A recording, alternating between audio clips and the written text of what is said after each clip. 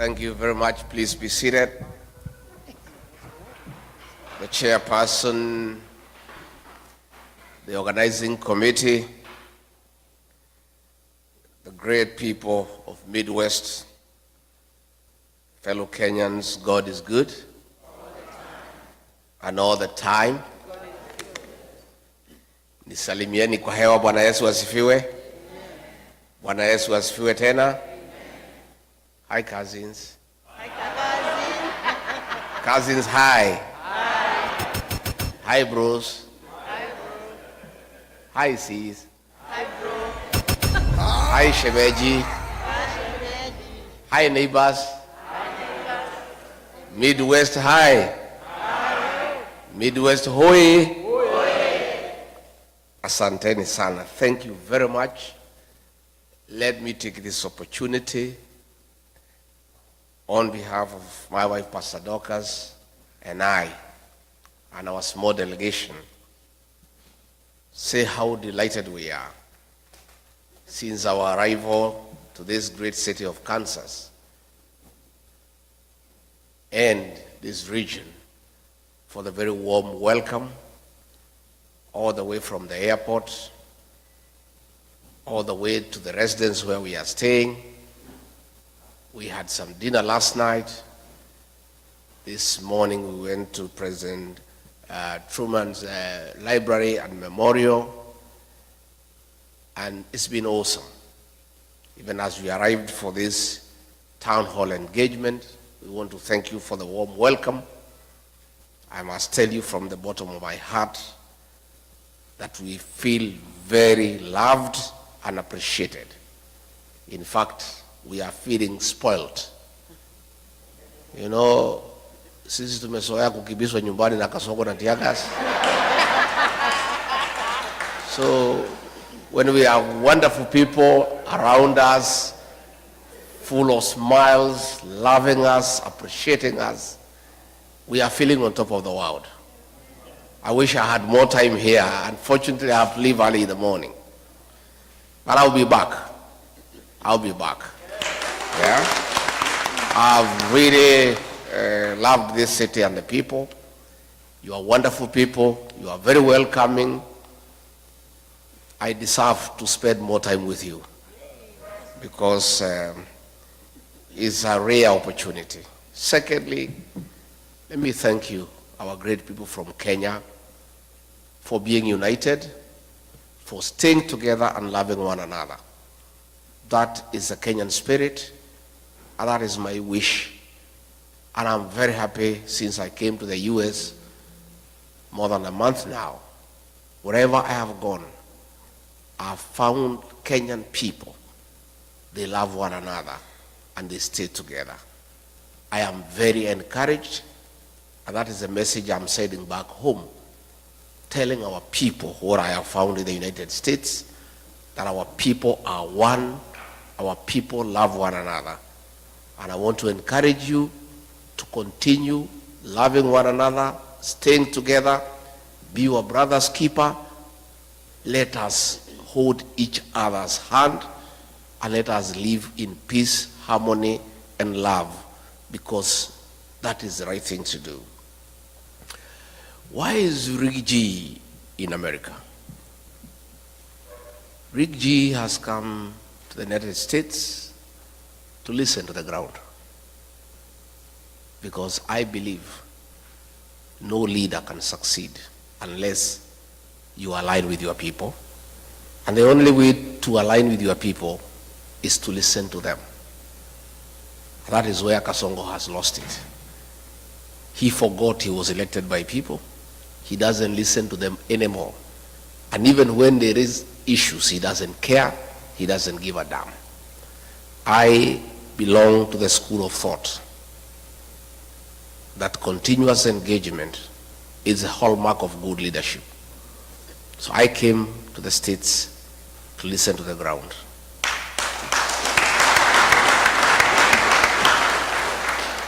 Hapa Midwest munasemaje? One time. Ati munasemaje? One time. Hapa ndio munasema? Yes. Kasongo ni one term. Mumeamua? Museme na sauti kubwa asikie akiwa nyumbani. Ati munasemaje? Thank you very much. I've come because the people who live in the United States are part of Kenya. And they, like other Kenyans, care about home. And more than anybody else, the people living here are troubled by what is happening at home. They are anxious, they are fearful, they are worried. And I came so that I brief you as to what is going on back home. And I tell you the few ideas that we have of what we need to do. And I plead with you to walk with us in that journey, to liberate our country, to restore our dignity, to restore our country, and to make sure that we have a beautiful country that we call home. Because at the end of it all, east or west, I have no doubt in my mind that all of you in this hall and all of the Kenyan people across the United States and elsewhere have a plan one day to go back home. Is that true? And you want to go to a home that preferably better than where you are. So it is your concern, it is your prayer that home works, systems work, there is a peaceful environment to do business, there is security, there is healthcare, there is education, so that when your days come and you need to come back home, you can leave your children here continuing with your investments and retire back home to a very peaceful retirement, and that is what all of you would wish. I am aware sufficiently that you know what is going on at home, because you people do a lot of work back home by supporting families. And therefore, on a daily basis, you are in conversation with the people back home, and you, like all of us, are concerned about what is going on at home.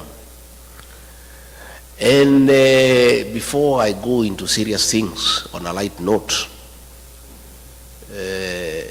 cousin Omari, ako wapi Omari? Amenda. Where is Omari, the guy who is married in Lemuru?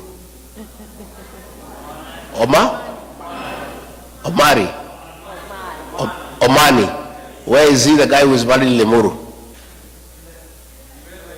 So when you see him, you tell him, traditionally, and I think that's why he has left. I think somebody from Mulima must have sold me. Because I wanted to tell him, traditionally, all the girls are my daughters. Yes. And payment of dowry is a life thing. So anytime you meet your father, you know you must. So I had hoped to kutana naye nyuma ya hema anipatie kitu in dollars because of having my daughter from Lemuru. Let me say this with a light touch. Let me say this. Back home, it's tough. There are tears. There is anguish.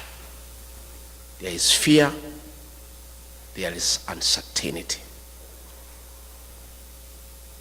Our children between the ages of 15 to 24 are being abducted and killed by the state.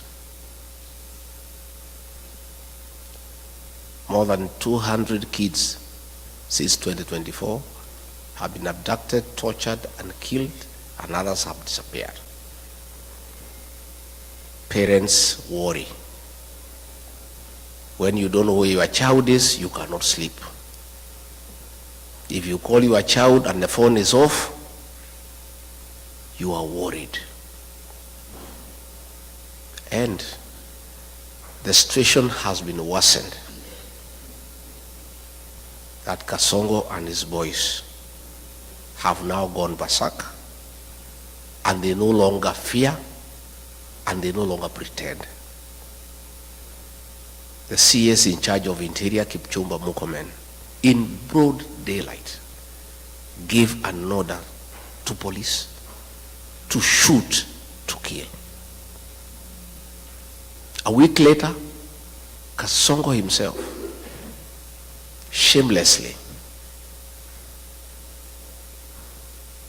in total impunity and total disregard of the Bible teaching that thou shalt not kill, in total violation of the Kenyan Constitution, publicly announced that our children should be shot in the leg. The chairman of the National Assembly Committee on Defense and Foreign Relations, Nelson Koech, corrected Kasongo very angrily that the kids should not be shot in the leg, they should be shot in the head. That is the situation we face as a country, where in total disregard of the Constitution, against biblical teachings, a president of a country elected by the people has the audacity to give orders for the extermination of our children. That is why Kenyans are saying, Bwana Kasongo, even if you pipe milk to our homes, even if you build roads made of gold,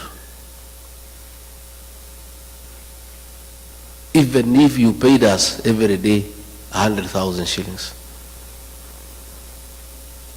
your hands carry the blood of our children, and there is no way we can vote for you. And that is why the one-term movement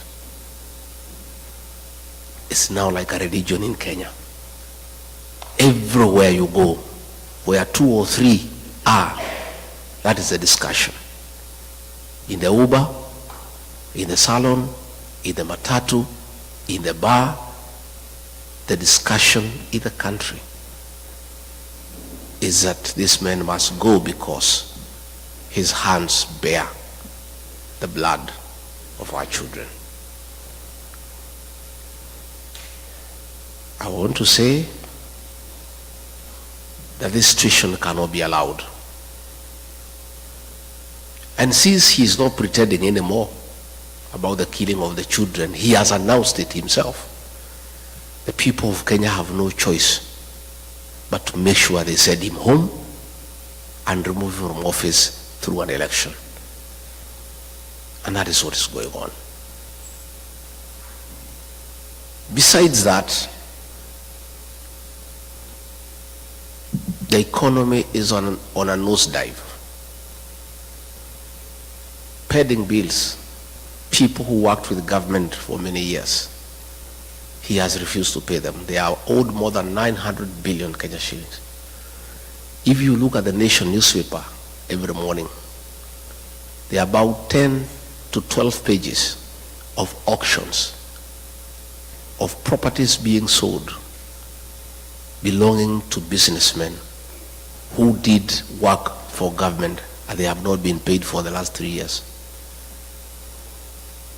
The only consolation is that nobody is buying the property because nobody has the money to buy it.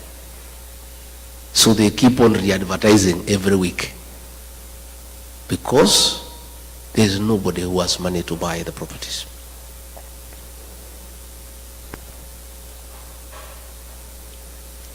William Ruto found a working education system. President Mwai Kibaki, the third president of the Republic of Kenya, the greatest leader of our time, brought free primary education, and President Uhuru Kenyatta improved it by extending to secondary schools and also bringing 100% transition from primary to secondary school. He found a working university financing model and a help, a working system most of you went through, including I, that he put it aside and brought something that is not working. As we speak, many university students are at home. They cannot access university education. Most principals of secondary schools and head teachers of primary schools are living in fear and in hiding because of being auctioned. The schools are being auctioned because they have not paid suppliers, because money meant for capitation has not been provided by government. So the education system is facing near collapse. The health system, and you people here in America know how important and critical a working health system means to our people. He found a system called NHIF that was struggling but working, that needed improvement. The people at NHIF had come up with a program that needed 800 million Kenya shillings to reform it and make it workable and compliant with the present times. Kasongo came and discarded that system and brought something called SHA and SHIF at a cost of 104 billion Kenya shillings, money that he's stealing with his cronies. And despite stealing all that money, the system is not working. And you people know that because you have parents back at home. You know when they go to hospital, they cannot get their bills paid by insurance. Again, that is something that he has destroyed. He came up with something called the housing levy, ostensibly to construct affordable houses for the people of Kenya. It is not the work of government all over the world to construct houses. Governments put up roads, water, electricity, drainage, sewage. It is the work of the private sector to construct houses. But he has put it by force because he has business interest in company with some Asians to supply cement, steel, and iron sheets. So the whole affordable housing scheme is about corruption. It's about conflict of interest. Again, you find in agriculture, all the sugar factories have been sold to Asians in partnership with Kasongo. Last week, despite us having rice in Moya and Ahero that has not been bought, that is in the stores, he has authorized the importation of 5,000 metric tons of rice, duty-free, that will come and kill the rice farmer in Moya and Ahero. So you find, because of state capture, the president is in business in every sector. He is competing with every other businessman. And because of his advantage as president, he has killed all other business people. He's doing all the businesses in Kenya. I remember when we came into office, there's something called e-Citizen. It was an app that was being operated by some private people and doing some little work for government. And when he came, he brought a lot of issues saying it is wrong for anybody in the private sector to collect money on behalf of government. And he said the Ministry of ICT must take up e-Citizen. Little did I know, he wanted the owners of e-Citizen to come into the open. So when they came, he negotiated with them, took 80% of the business and said they should continue, and ordered all government services to be onboarded through e-Citizen. Out of every 5 shillings that is paid through e-Citizen, he pockets 3. That is not enough. The Auditor General has reported more than 10 billion shillings collected through e-Citizen cannot be traced. So what is happening in Kenya is that we don't have a government. What we have is a criminal enterprise, theft of public funds, where the president has taken over all the businesses in the country. He's a chief procurement officer, he's a chief accountant, he is a supplier, he is everything. And nobody can ask a question. And that now brings me to explain to you why we fell out. I believed this man because he came with a Bible, and I'm a Christian. I'm the husband of a pastor. So when you come with a Bible and say you are saved, I believed this man. And all the things he told me and told the people of Kenya, we believed. I did not even have an MOU with him. We never wrote any agreement. I believed everything he told me. But when we arrived in government, it's a one-man show. He makes all the decisions. And all these decisions are selfish. It's about him. He's a businessman. He doesn't care for the country. And I started telling him this is wrong. Within a very short time, he captured Parliament. Parliament cannot ask a question.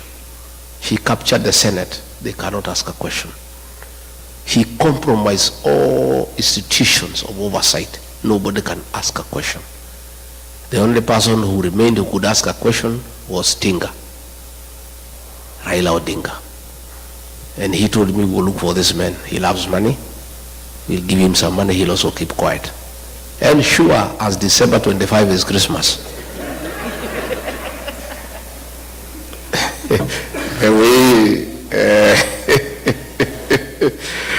I'm telling you, just as sure as December 25 is Christmas, the way Osinde has explained, the man is eating and hence observing table manners.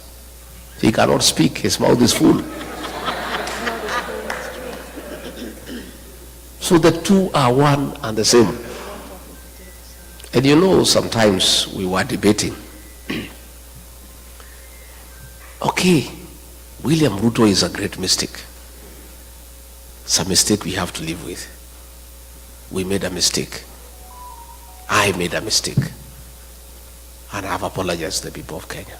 But what was the alternative? Had we elected Raila Odinga, the same thing would have happened.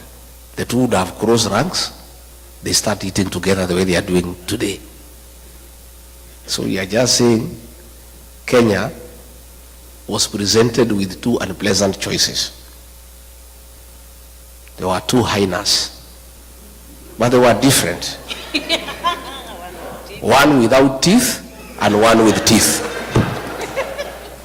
And I think to a certain extent, President Uhuru Kenyatta was right. Probably we should have gone for the hyena without teeth because it will not finish us in one day. Yeah? Si ingetukula pole pole. Sasa mimi Rigathi Gachagua decided to go for the hyena with the teeth. And it started with me. So somebody was telling me, much as I sympathize with you, nafikiri ni sawa, hii fisi iko na meno ilianza na wewe. Ndio sasa ikujie si? So yesterday I heard David Morales saying that Jubilee can support Raila Odinga if they abandon William Ruto. Raila Odinga and William Ruto are birds of the same feather. None of them is an alternative. We must get rid of the two because they are Kenya's problem. So when he bought Raila Odinga and he kept quiet, then he started stealing everything in the country. Started killing people. And I disagreed with him. And I was left as the only option now to fight for the people of Kenya from within government. Everybody else had been compromised. I was left alone. And I started fighting from within. So when he decided to kill our children, the Gen Z, I said no. And when he insisted and killed them on June 25th, 2024, I went to Mombasa and called a press conference as deputy president and told him off. And that was our parting shot. We never talked again from that day. We would only communicate in messages because I called him out publicly for killing our children. If Rigathi Gachagua was a selfish man, I would have agreed with William Ruto, like Raila. We sit and eat, then we finish the country. Today I will be a very wealthy man. I would have joined him in all the deals. E-Citizen, we do. Fuliza, we do. Medical equipment, we do. Because he was willing to let me eat so that I keep quiet. He was quite happy. In fact, he told me, we wacha mambo mingi bana. We kuja tukule bana. Hii Kenya ni yako. Hii Kenya ilikuliwa na Kenyatta bado isha, ikakuliwa na Moi bado isha, ikakuliwa na Uhuru. We shida yako ni gani? You know? Had I been just another Kenyan, like the Kenyans I see, if I was like Raila Odinga, a selfish person, I would have agreed with William Ruto. I stay as deputy president. I enjoy the privileges, there are many, and we eat. We finish the country. We let the children die, and I just sit there. But my conscience wouldn't allow. I am not a wealthy man, but I'm not a poor person. And I don't need money myself. My children are big, they are working. My wife is here, is a pastor. Nywele yake hata hahitaji 3,000. So, what reason would I had to join William Ruto in a gravity train to finish our country, to steal everything? I said no, and I paid for it, and I'm happy that I became the sacrificial lamb for the people of Kenya.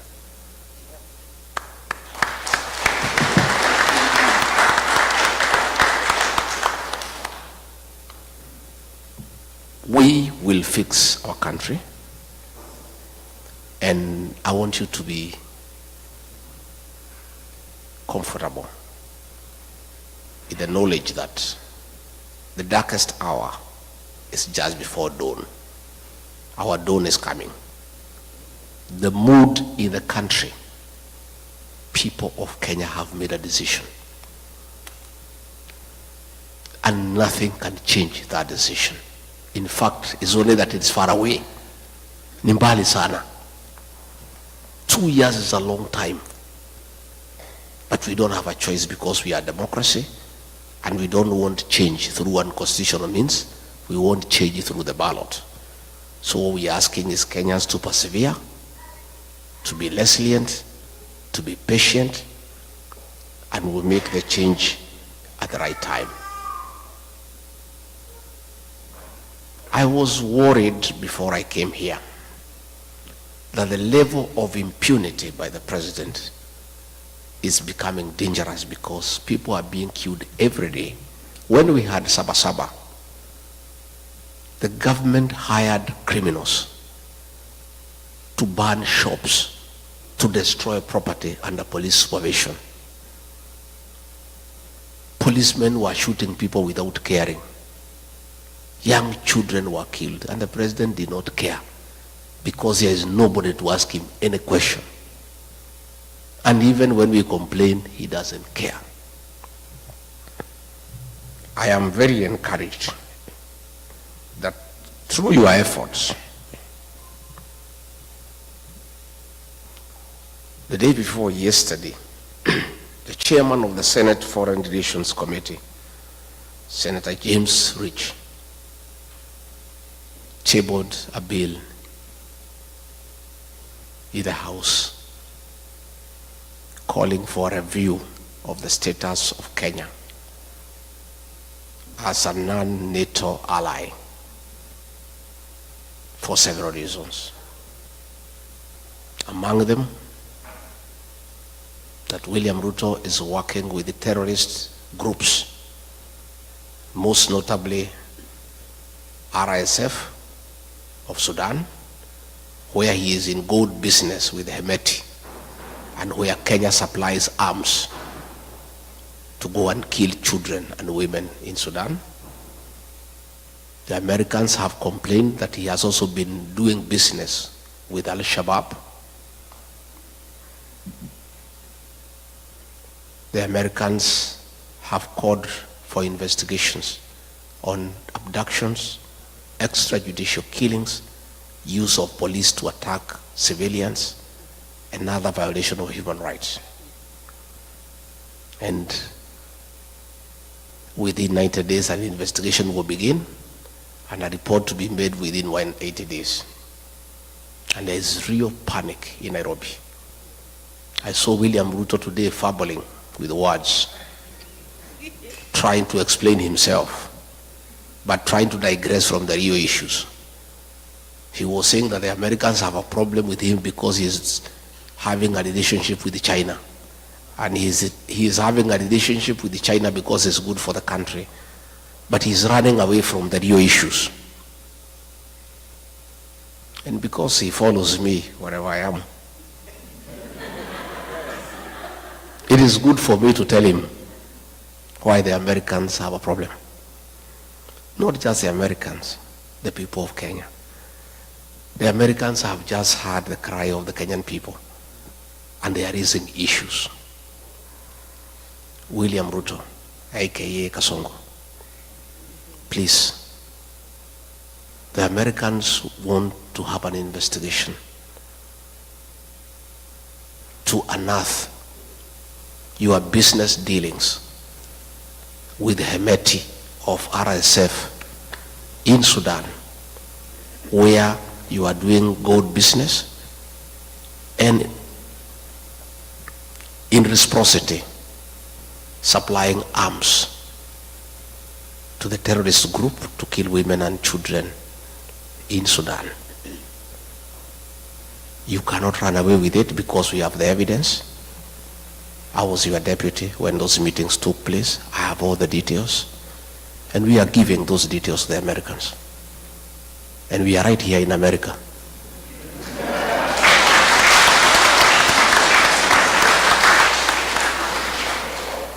And much as you think we are stupid, don't just think we are just here, just moving around.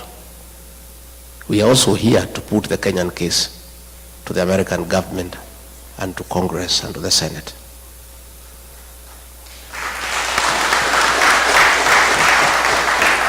William Ruto, you need to know, the Americans want to know why you are working with Al-Shabaab. Why, when you are in Mandera, you met 3 leaders of the Al-Shabaab militia at night to discuss business with them. They want to know why. They also want to know why you have removed the requirement for vetting of non-Kenyans before they are given IDs. The Americans are concerned that suspected terrorists will be registered as Kenyans, and they will find their way to America and the rest of the world and create terror in the world. Your decision to suspend vetting of foreigners before they are given registration in Kenya is a threat to world security. And not just the Americans are concerned, Kenyans are concerned too. And this you must answer. You cannot endanger the security of the world because of your business interest. It is true you are doing business with Al-Shabaab, but you cannot endanger world security. The Americans also want to know why, against the Kenya Constitution, you have become the worst violator of human rights in Kenya. Why are you abducting young children? Why are you killing young children? Why did you abduct American, Turkey nationals of American origin who were abducted and disappeared? These are things that are in the radar of the American security system. You can play around with people in Kenya But you cannot play with the American government. They have you on the radar. And the evidence is everywhere. And you cannot run away from it. So please, don't hide behind China. The issues you need to confront are well known to you. That you have compromised world security in pursuit of business interest. And this time around, you will not escape. You may push people around in Kenya. You may harass everybody in Kenya. But I don't think you have the capacity to harass the American government. And they have you under the radar. You can run, but you cannot hide. Your day is coming. I want to say that the evidence is there. The shoot to kill orders by Kipchumba Murkomen, he cannot deny. Your own order of shooting people in the leg, you cannot deny. So even if you get the PS for Foreign Affairs to issue statements, the evidence is everywhere. And you must be held to account. In fact, the other day when I was here, I was with some senior American leaders last Sunday. And we were watching live a meeting taking place in Muranga, where policemen were beating leaders and they were protecting armed goons. And these American leaders could not believe that it is possible for policemen to attack civilians. They could not believe it. They could not believe that policemen can escort gangs to beat civilian population. William Ruto, that evidence is here in America. And there is no way you can run away from it. And those things will come to light. On that matter, let me appeal to all of you. In your respective states, you have senators, you have elected, you have congressmen, you have elected. Please tell them about Kenya. Tell them to support this bill when it comes to the floor of the House. Give them details of what is happening in Kenya so that they are well informed, so that they can support the bill, so that a review is done. And our request to the American government and the American people, please don't punish Kenya because of the atrocities of William Ruto.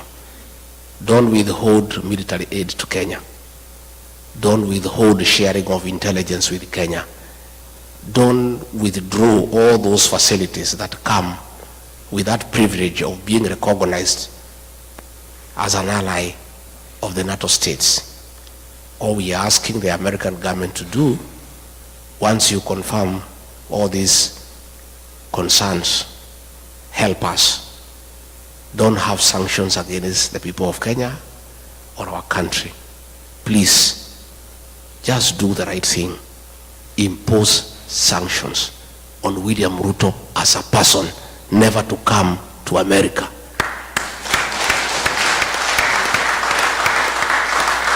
And I think if he does that, that is our problem. Kenya should not suffer because of one person. Let's deal with the person. And I think if the government here can impose sanctions against him, that he cannot come to America and he cannot go to other states that work with America, our problems will be sorted instead of punishing the country because of the actions of one person. Diaspora people,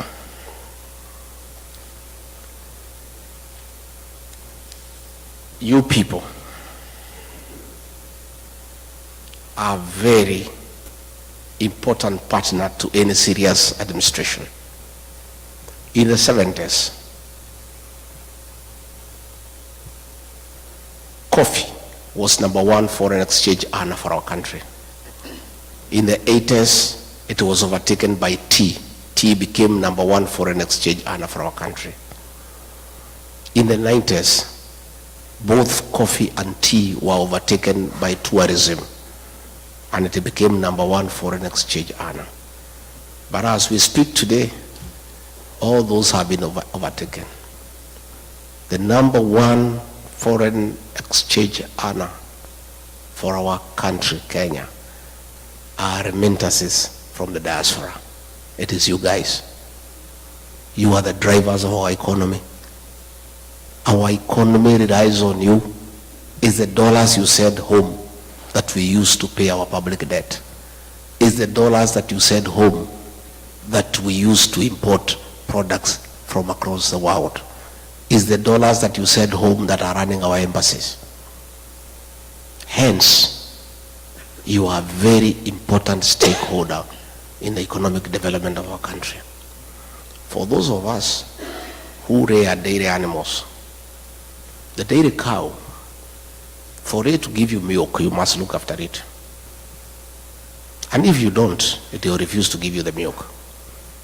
You must give it hay, you must give it dairy meal, you must give it lucerne. Nowadays, at home, we are supplying mattresses for cows to sleep on so that they don't feel cold at night. And some farmers are going to an extra mile to make sure the cows are happy and they produce milk, of playing country music of Ken Rogers and Don Williams to the cows so that they can produce milk. The Diaspora Brigade is our dairy cow for the Kenyan economy. We must look after you guys. And there is no way you guys are going to send your own money home for Kasongo to steal it. You will not agree. So we must correct the situation. You guys want nothing to do with corruption. I have talked to many of you since I came, and all of you have allergy to corruption. Isn't it?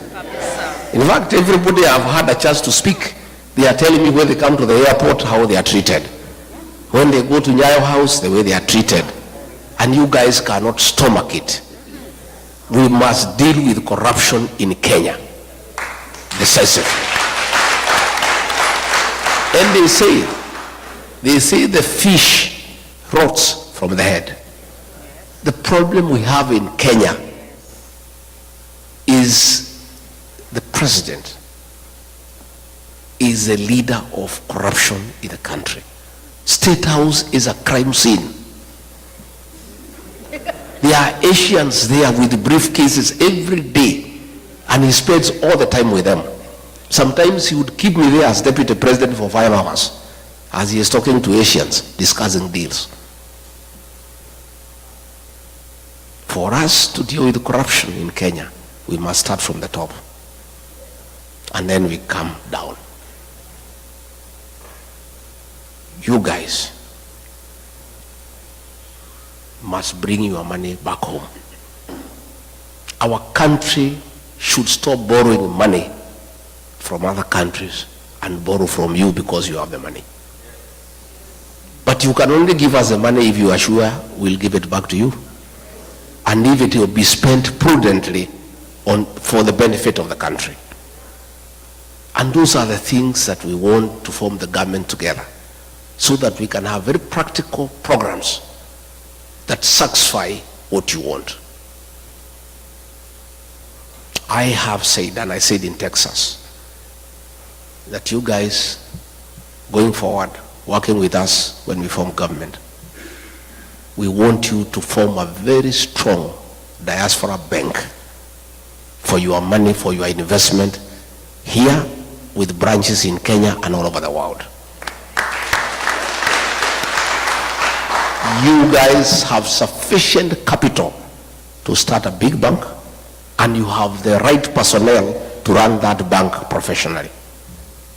And you see what will happen if you have a diaspora bank with branches in Kenya. All the properties you have bought in Kenya, you will use them as collateral to borrow money from that bank and invest here in America.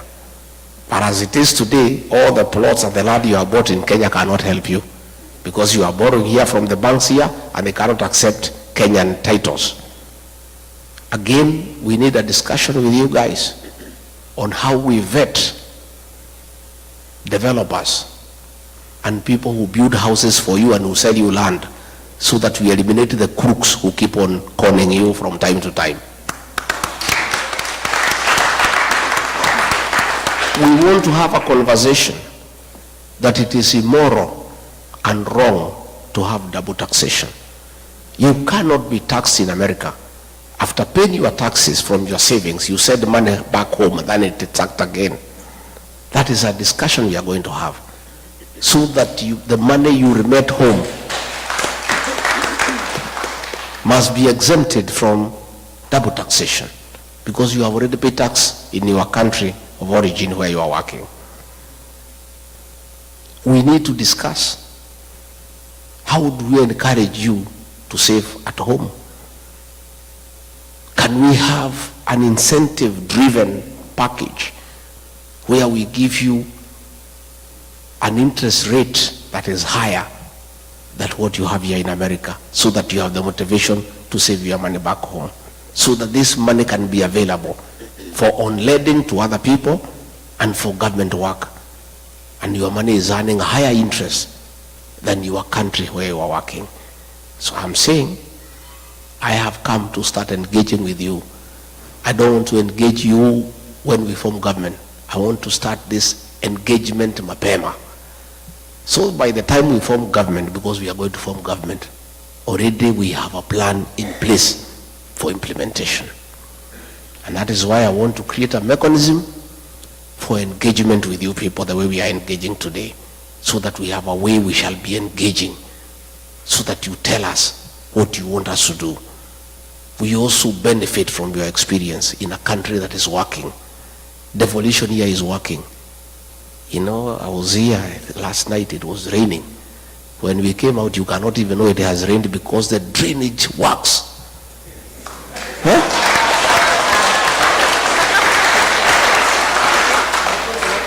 Kwetu ikinyesha hata hutaki kwenda nyumbani, because you are sure you need a mkokoteni to take you to your car.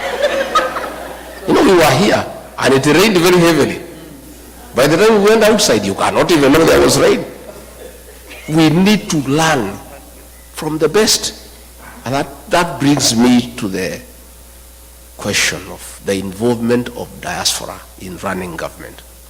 It is my intention that we work together so that you are part of us and you become part of the decision-making process, so that we benefit from your experience in a country where things are working.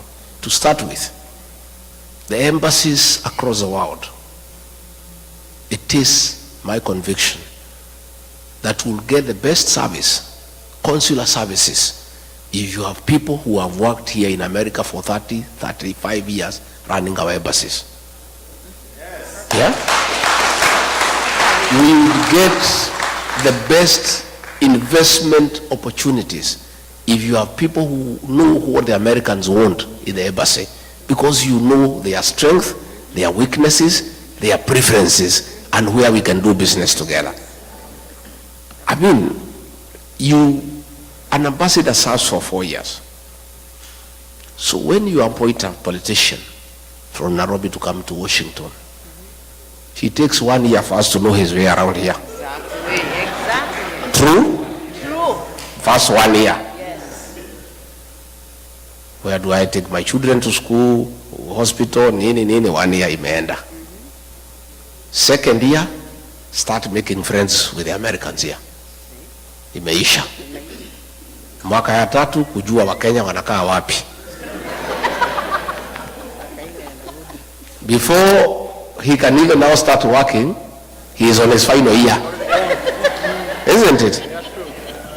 But if you have somebody who has stayed here for 30 years, already who has a home, we simply walk to the office and start working without wasting any time. Ataletwa tu Nairobi, there is a course there, kufundishwa kukula na uma nini, already you know. Yeah? So even that course you will be exempted. Senor, you know, they come there, how to hold a wine glass, nini, what table manners, nini. So you guys, Those things you already know. Yeah? So nafikiri, you only come for that course for 2 weeks to understand your reporting mechanism. How will you be working with the PS? How will you be working with the president? Those are the little things mtafundishwa wiki mbili tatu. But all the other things here, you know. Isn't it? So it's my intention. And that is a promise I'll keep. Because it costs me nothing other than good manners to keep that promise. You guys are already here. You have the papers. Mumesoma. You know the place. You know your way around. You know how to use a fork and a knife. Sasa iko shida gani? There's no problem. Number 2, I have said, I also want you guys to come to the National Assembly and help us make good laws. Yeah? I want you to come to the Senate and help us make good laws. I want you to come to the county assemblies and help us make good laws on devolution. So, I want to appeal to you, wale munaweza, muende nyumbani, mupiganie viti. Lakini on top of that, we shall nominate one person from Diaspora to go to the Senate, another one to go to the National Assembly. Yeah? Well, in the counties we are strong. At least every county assembly we have one person from Diaspora to come and help us to make good laws for devolution. Because devolution is working out here. And we want to borrow from people who know. Again, we'll also want you to come and serve in the national government. Let us have 1 or 2 PSs, wako pale. Let us have a cabinet secretary, ako pale. Let us have people in parastatus. You guys have the necessary expertise and experience. And I think for any leader who wants to make a difference, it is foolish not to utilize the available capacity for the country. And you guys have all the necessary capacity to assist the president to run a country successfully. So these are things that we want to do, and we'll be able to help each other. Again, I said when I was in Texas that we'll have to add 2-3 consulates across this large country to help. I think asking everybody to go to Washington or Los Angeles is a bit too hectic. So we'll add 1 or 2 or 3. Again, we'll introduce mobile consular services so that we have people coming here for a month. They issue IDs, passports, they go to another state. That is something we can be able to do so that we make it a bit reasonable and cheaper for you to access consular services by bringing the services where you are. I am a strong believer. I am a very strong believer that it is our business to take the government to the people, not the people to the government. It is us to take the government to the people. We will bring consular services to where you are, because that is the right way to do things. So, mimi sitaki nisidishe hapo. I want to say, because I have found a few questions that have been written here, I'll go through them and I answer them, because I believe in participation. I don't believe like Kasongo in praise and worship. You know, the government he runs is praise and worship. We have some very funny characters there. You know, whatever they are told by Kasongo, I don't know what happened to their brains. If the MP for Kikuyu is told by Kasongo, go and insult Pastor Dorcas, anaenda anachukua microphone na mtukana. I saw another lady from Murang'a, anaambiwa na PA wa president, anaparedi yeye mbele ya umati, anaambiwa asunguke. I don't know kama mliona. Ati huyu mama si ako sawa, si asunguke, muangalie vile anakaa. Anazunguka. Huyu mama si ukiwa na yeye kwa kitanda utaamuka vizuri. You saw that woman? Yes. You you really wonder what happened to our leaders. Ni kurogwa ama ni ujinga ama ni zote mbili? Eh? I can't understand. I don't understand what has happened to our leaders. Somebody ameuliza sijui ni nani, what is the game plan? You are impeached, so you won't run or otherwise. Nani ameuliza hiyo? Somebody ameuliza hiyo? Let me explain. Rigathi Gachagua is a presidential candidate. And nothing stops me from running. The Kenya Constitution says the right to vie for office is absolute. And you can only be stopped from running if you have been convicted. And even if you have been convicted, you cannot be stopped unless you have exhausted all the available mechanisms of remedy. Last year, 2022, the Honorable John Weluke, before the elections, was convicted for 74 years for theft. You remember? Yes, we do. And he went to committee and he was given bond pending appeal. He appealed to the Court of Appeal. And as the case was going on, the elections were there. And he went and ran and nobody stopped him because you can't. And he won. Later on, the appeal went through, the conviction was quashed. Had he been denied a chance to run because of the conviction by the High Court, and then let alone he is let to go, his rights would have been violated. I underwent a very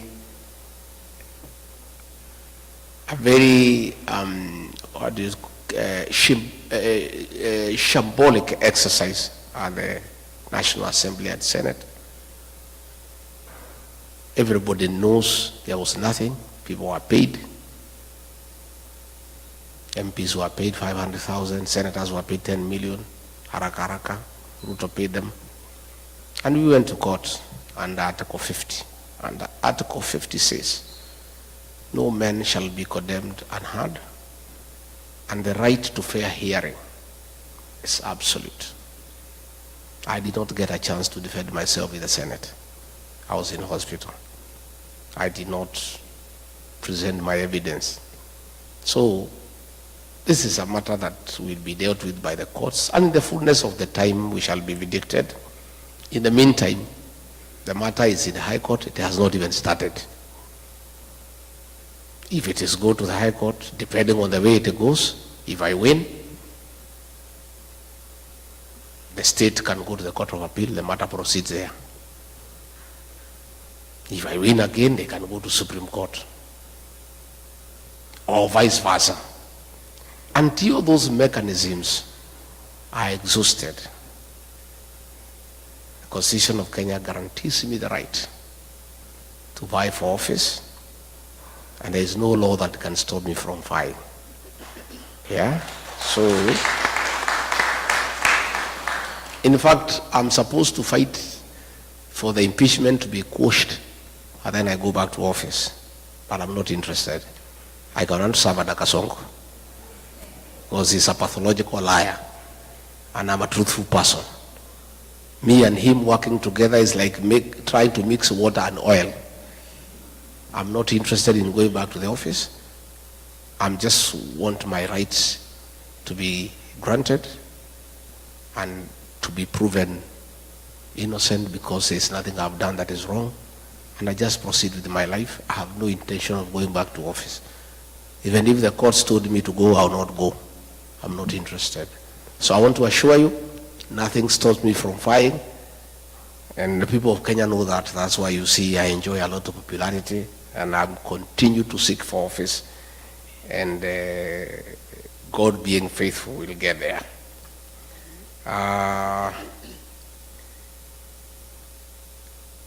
now that you are teaming together, do you have a very strong candidate to face Ruto? Because we can't stand another 5 years of Ruto regime. Jackson. The second statement is true. We cannot stand another term of Ruto. Because if he is telling policemen to shoot people and he still wants our vote, what if we elect him and he doesn't need the vote? He'll shoot us himself. True or false? Yeah? Do we have a strong candidate to face William Ruto? What a question. Si niko hapa Jackson? Yeah, niko. We are there. Don't worry. We have a big team and we have agreed between me, Stephen Kalonzo Musyoka, Dr. Fred Matiang'i, Eugene Wamalwa, George Natebea, and Mother Karua. And anybody else who wants to join us, Ata or Mtata, whoever. Hatujafunga na tuweze funga. Kila mtu atafute kura zake. Tutakuja kuketi hapo nyuma. Tutoe mtu mo? One person. And me, I have committed publicly, and I want to repeat, that if that formula does not favor me, it favors Kalonzo, or Matiang'i, or Eugene, or Mother, or Natebea, or whoever, I, Rigathi Gachagua, and my supporters will support that person unconditionally.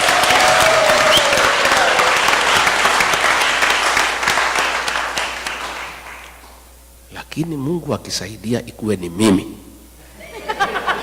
hiyo mtu nitakimbiza yeye kama baisikeli ya kuibiwa.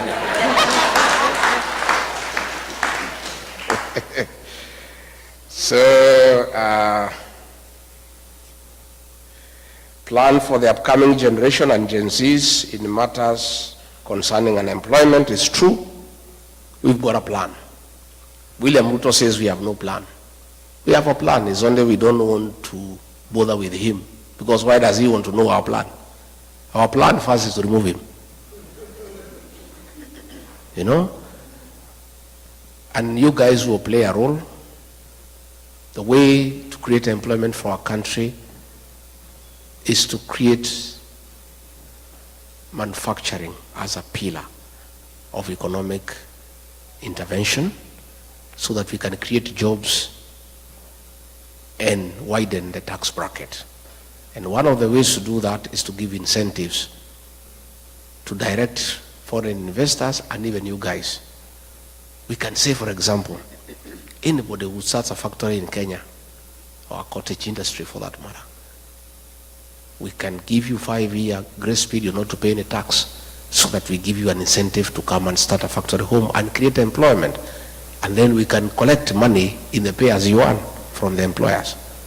So we have got a good plan that we must encourage people to come and start factories, to start cottage industries. Again, we want to do a lot of expansion in agribusiness in northeastern Kenya, in northern Kenya, by having water for irrigation so that those farms become arable and they'll create a lot of employment. Again, we have a team of people now who are working on our manifesto, and in the fullness of time, we will be able to see what is that we have to offer. Banking for diaspora, I've already said. Health, food where using GMO, yeah. I think it was brought by William Ruto, and it's something that we are opposed to at home.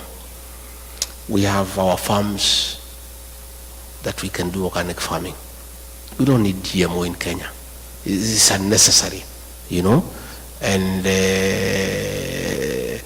these are things that were done hurriedly without proper research, without looking what are the health implication and what is it for our country. Because we can produce enough food for our own consumption and surplus for export. We don't need to import GMO from America or from anywhere else. We'll do our own organic farming in Kenya. If elected, how do you deal with corruption? Paul Bogwa, I have said, we have to start from the top. And I think I have demonstrated to the people of Kenya that I'm not corrupt, and I cannot bed to corruption because I had the opportunity to do so. I was already on the eating table with William Ruto. He invited me, we eat together. I declined, and I lost a job for refusing to eat. So I don't think I can change. When I become president, I go back to the same table to start eating what I rejected. I think we want to live like America here. Live on your sweat. Just work hard, earn an honest pay, and live well and honorably and fulfilling life. There is somebody here who wrote, I don't understand what he meant. Dicho, you said, if yes, how often do you check on each other? If no, since when did he become your enemy? John Dicho. What do you mean by that? Occasionally, refer to President Ruto as your friend. What? Refer to? As your friend. Is it still your friend? Who? You know what happens? You know what happens? Ruto, by the way, is not my enemy. He's the enemy of the Kenyan people. Yeah? What normally happens when you are talking at our level, you are just decent. You refer somebody as my friend, as my brother, but not necessarily because he's your friend. It's just etiquette. Yeah? It's just etiquette. I have no enemy. I have no issue. I am not vengeful, but I'm responsible. William Ruto is not my enemy. He's the enemy of the Kenyan people. And the Kenyan people will have to deal with him in a decent manner through the ballot. Yeah? So there is nothing personal. There are no hard feelings. It's simply about our country that we cannot allow it to go to the dogs. And we need to get rid of him.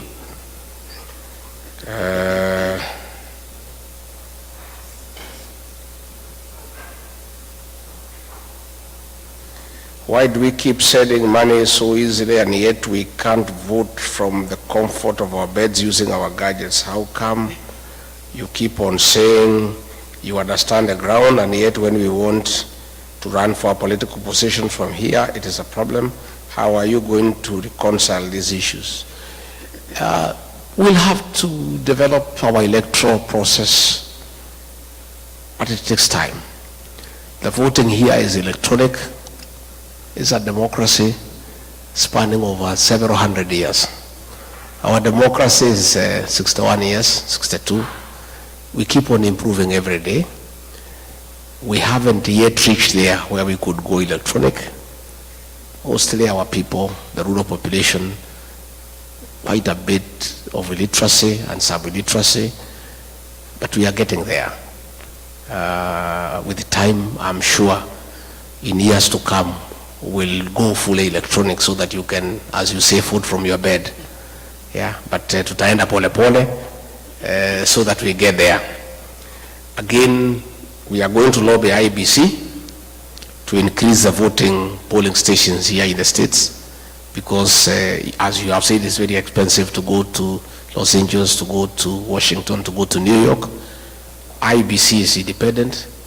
I cannot give a commitment in totality, but all I can promise is that we are going to lobby them to increase the stations.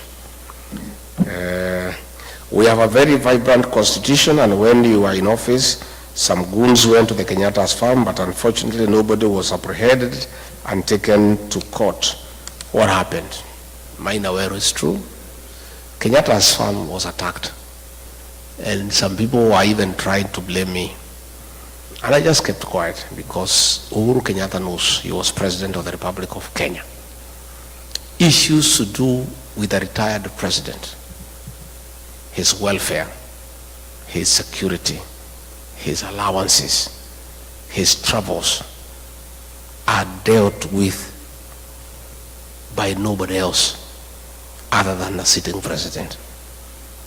there is nobody who could have attacked Kenyatta's farm without the knowledge and the concurrence of the sitting president. Rigathi Gachagua has never been president. Yeah? And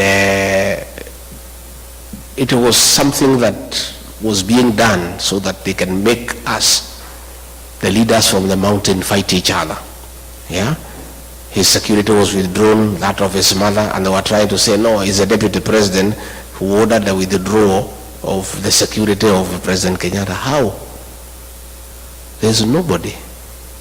Even today here in the US, matters to do with the former presidents will be dealt by the president himself.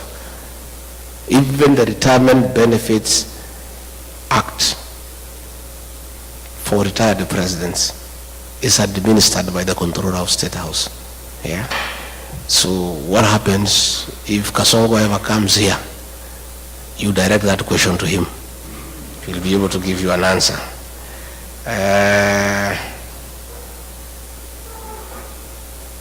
James White, how will the new Kenyan administration address historical injustices so that the country can move forward? It's true.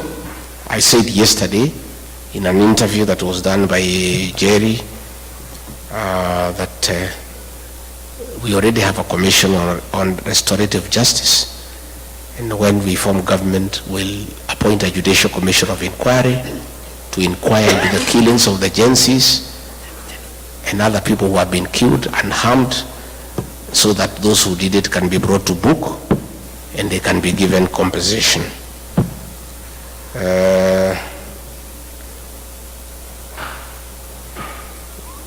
Peter Mungai, which formula will you use to select your flag bearer, considering the flag bearer must be acceptable? Hiyo sasa ndio kadi yetu. Tukitoa hiyo si tumeisha. So hiyo hatuwezi sema saa hii. But there will be a good formula, and I can tell you we will come up with a good candidate. And we are not in a hurry. For now, our candidate is Ruto must go, and our plan is one term. Because if we announce our candidate now, Kasongo atatusumbua sana. Hata mwekea vikwazo na kumsumbua na kumtatiza. So wacha tukae namna hiyo. Our candidate for today is Ruto must go, and our plan is one term. Wacha angangane na Ruto must go, na angangane na one term for now. Yeah? And that's why he keeps on saying, where is your plan? So that he can start attacking it. Yeah? Hey, mimi napingana na nani? Unapingana na Ruto must go.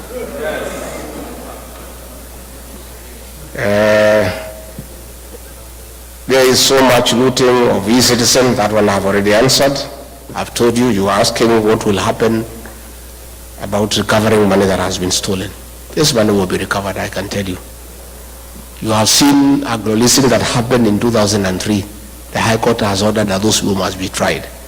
So I want to put on notice those who are still stealing public funds, including what is being used by Soprano to bribe people, will have to be paid. Yeah, and this money will be recovered. What are you doing to mobilize voters to register for elections, especially the youth and the people who are here to register to vote? We just continue public education, advocacy, and appealing to them, and I want you to help me. Call home, find out whether your young brothers and sisters have registered, and urge them. We continue to do that, and asking our parents that if they don't register, that is a vote for Kasongo. So that we continue doing. What is the solution to be executed immediately after the government is removed from power, so as to save an employment situation in the first year? Employment imesema tayari. What is your vision to achieve more equitable distribution of resources and positions, and overall more fair society? You know, resources must follow people. I believe in a very fair formula to distribute resources, with population being a very important factor, followed by poverty index so that we have fairness and equity. So once we follow the principle of population as a basis for resource distribution, you get a lot of fairness. But we also take into consideration areas that have been marginalized and with a very high poverty index so that they get some rebate so that they are also not left behind. What are you guys doing to agencies into believing there is a plan beyond one term? Francis Chege. Chege, we continue to engage the agencies. This morning I talked to about 100 agencies on phone, and the agencies are aligned that we don't just want them to vote for us and we do things for them. We want them to be part of the decision-making process by coming to the table so that we get solutions together. And I can tell you they are believing us because, like when I fought for them, when Ruto was killing them, they believed me. Anytime I talk to them, they listen to me because I've already demonstrated my respect for them and concern for them. Now the IBC commissioners have been put in place. How do you ensure elections not a repeat of 2022? That is Lucy. It's true. We continue to engage and we'll create enough mechanisms to make sure that we have quality agents. The veracity of an election is determined by the quality of agents in every polling station. It's very difficult to interfere with an election because when votes are cast and counted in the polling station results are final. That is where you must have good agents to make sure that all the activities around the polling station are above board. The rest in Nairobi is a purely mathematical exercise of adding numbers, but the polling station results are final. So what we are investing in is quality agents, and in my party, the DCP, I'll work with agencies so that they are very alert and they can also assist us in documenting through their smartphone on Form 34A so that the outcome of the results is well captured and stored. Thank you very much. I think those were the questions. Yeah. I think we have time. Finally, we belong to the Citizens for Democracy, DCP, Democracy for the Citizens Party, DCP, and I invite you to become active members and support that party as your party by preaching its ideology and availing resources to support your party. You know, I saw some fellows back home saying, oh, huyu mtu ameenda huko kutafuta dollars. Sasa hii chama yenu, mimi sina pesa ya kuiba kama Kasongo to run our party. Even here in America, you know, all parties here, even the presidential election is supported by the members, isn't it? So we are also asking you to support that party because we want a party that is homegrown with support from its members so that when we get into government, there are no businessmen who are coming to demand tenders to pay themselves for what they contributed. So please support the party. It's a good party. It's a national party. And it's not a mountain party. The deputy party leader is Cleo Malala from Kakamega. The secretary general is Hezron Obanga from Kisii. The national chairperson is Paria from Kajiado. The deputy chairperson is Owino from Kisumu. The treasurer is Mwikali from Machakos. Deputy secretary general is Ole Kamwaro from Narok. And like that. Again, out of 34 members of the national executive, 9 agencies. So we are well represented. It's a national party, and I want to request you to be very active here in Midwest. This is your party. We'll form the government together, and we are serious partners. And I want to continue with this engagement. I'll come again when I have sufficient time so that we spend more time. But I want to say I feel loved, I feel well taken care of, and I believe I have answered the issues that were of concern to you. Have I? Yeah? Can I ask Pastor Dorcas to come and say hi? I believe in very strong family values as the basis for a strong nation. And that is why I walk around with my wife, because you must lead by example. There is no way as a leader you'll say you believe in very strong family values and you don't lead by example. And many people who are uncomfortable of the support I'm getting back home from families, because families are supporting me because they are saying Rigathi has shown us he believes in strong family values. That is why they like pastor not to be seen with me, so that I lose that advantage that I'm having from families. They are wasting their time. Yeah? So I'll continue, and I also want to ask you to have strong families as a basis of having a strong nation. Pastor Dorcas.